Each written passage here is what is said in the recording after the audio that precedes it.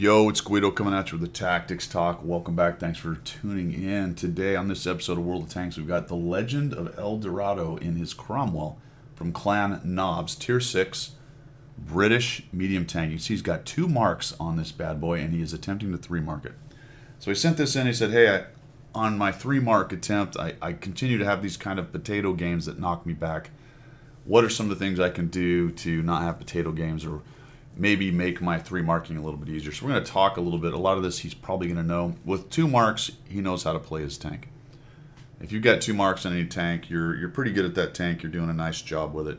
And now he's trying to 3-mark it. So let's talk a little bit before we get started here about the overall idea of 3-marking. Now, if you really want to see somebody 3-mark something, check out Skill 4 2U, because that dude can 3-mark some tanks.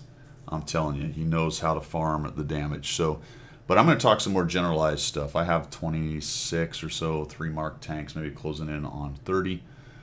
And most of those have been by happenstance, but recently, just by playing well, which you can do it that way. But recently I've gone and attempted to, no kidding, 3-mark some lower tiers, not tier 10s like Skill does.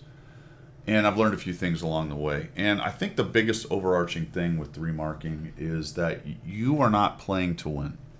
You are playing to get spotting, assist, and damage. Now, in general, we're going to play odds. We always play the odds. In general, if you're winning and doing well, then those things are coming. That's fine.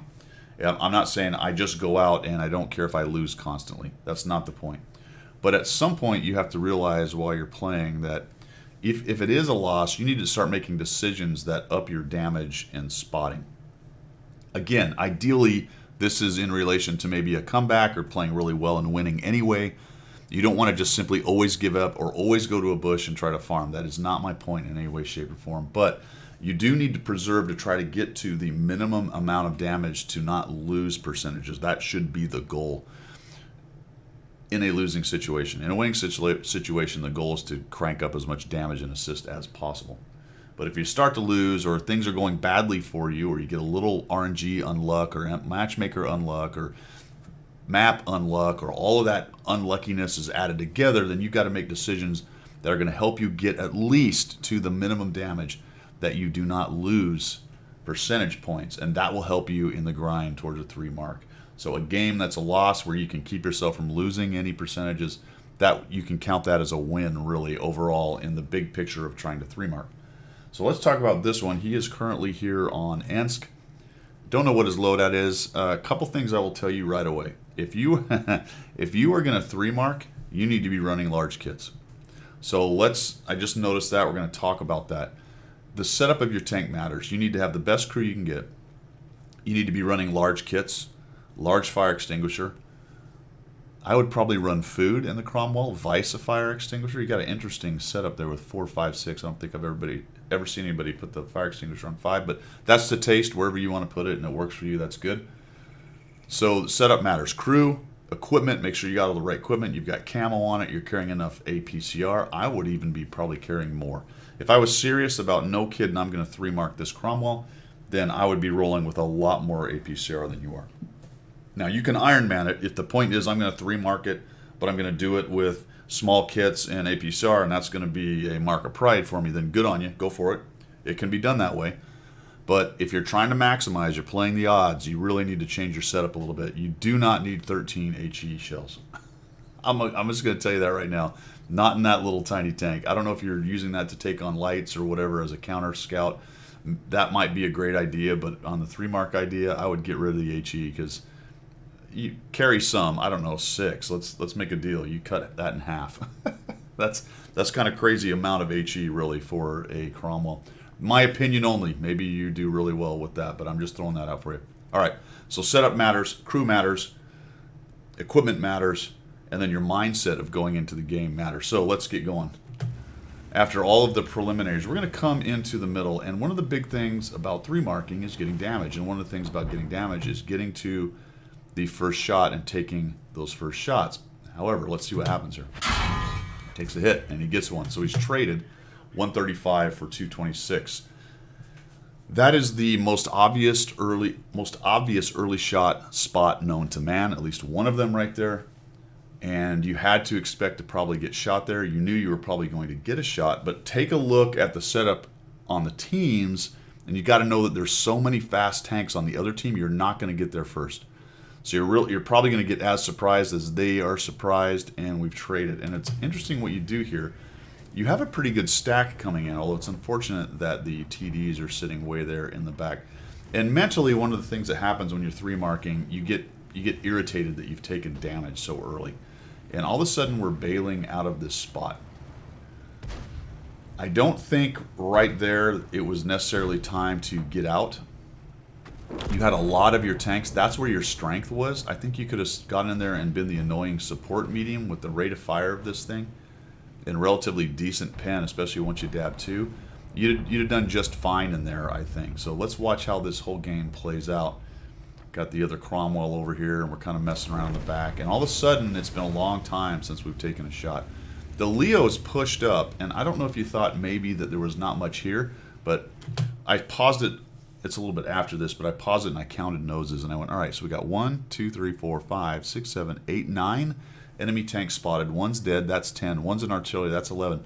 There's 4 tanks still out there, and there's quite a few TDs. The Hellcat is obviously in town because you got hit by him. I see the HTC, but that leaves 2 other TDs that are more than likely sitting around up here in the back. And the Leo is learning that lesson right now as he's getting hammered by artillery, and the TDs have him pinned down, and the setters got him out there in the field.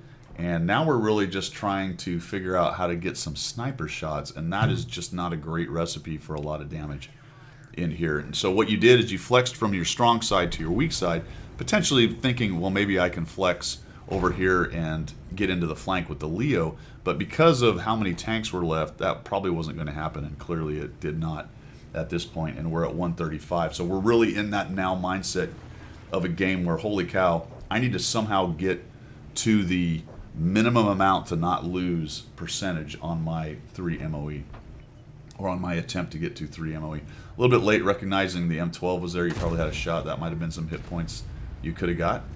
You get spotted. I think this is wise to move into here, and I may have just pushed straight in. The SU-100 takes a pot shot, you take a shot. I may have moved straight in and just tried to help my KV-2 3601. Unfortunately, the IS-2 just got nuked, I think. He died a while ago, maybe. Whatever else was in there, not the IS-2. The enemy has the IS-2. And now we're futzing around over here. I think you're rushing a little bit, pressing a little hard with the shots. I think this one works. No, that one misses. I may have aimed in a little bit more and just accepted that maybe some return fire comes in, but I can get some shots. You take that one on the run.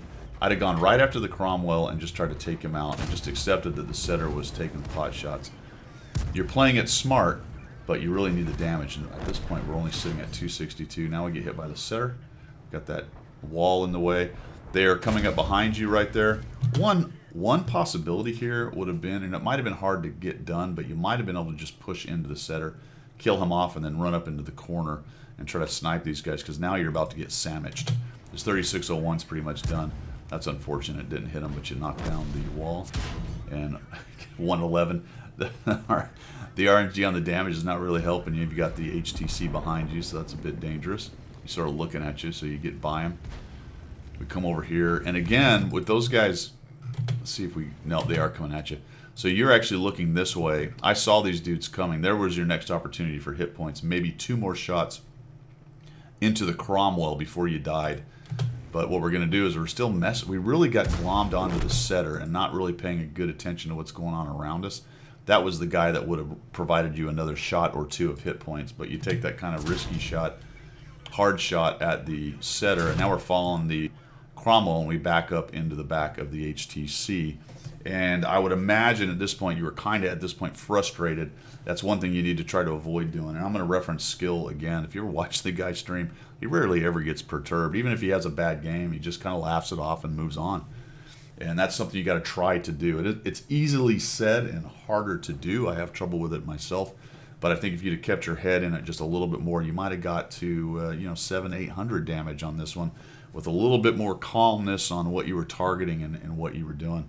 So anyway, man, I hope this helps you there. The Legend of El Dorado. The Legend of Dorado. Dorado. What does it say? I'm blind. It's not El Dorado. What is it? Hold on a minute. This is This is craziness. I'm losing it. I need the zoom. Yeah, here we go. Here we go. It is Legend. It is El Dorado. See, my eyes are terrible. And there you go. A discussion on 3 marking. It's a bit of a different mindset. You do, when you start to see a game like this, you need to kind of regroup. Go find a place where you can get some damage. And it's no longer about necessarily winning the game, but trying to get the damage. And I think probably the biggest thing for you on this one was you really didn't need to bail out. Your guys didn't lose too badly in town, and maybe with you around, you might have been able to help them out and gathered a few more hit points. And even with your flex over to the east, because of the extra TDs that were unspotted and just the sheer number of tanks, look how many are down here in the south that are old spots down here and still haven't been seen. So they were all around here. So had you flexed over, even had you been in there a little closer with the Leo, probably got gunned down by these dudes. Your team just gave up on the east side, and you went to a weak side, I think with the right idea, but the conditions were not set for that to happen. So you really, had you stayed in here, I think, and been a little bit more careful about when to poke, you might have come up with a few more hit points there. I mean, I hope that helps you. I'm sure that a lot of that you're aware of in there. I think really the biggest thing specifically for you, if you're serious about 3 marking the Cromwell, is I would change out that loadout to large kits and an automatic fire extinguisher at least. And I also recommend food. I don't know what your equipment is, so I can't really comment on that. Anyway, thanks for sending this in. I thought it was a great impetus for a discussion on 3 marking because it is a slightly different animal than just trying to get out there and win. All right, guys, thanks for tuning in. I appreciate your support of the channel, and we will see you.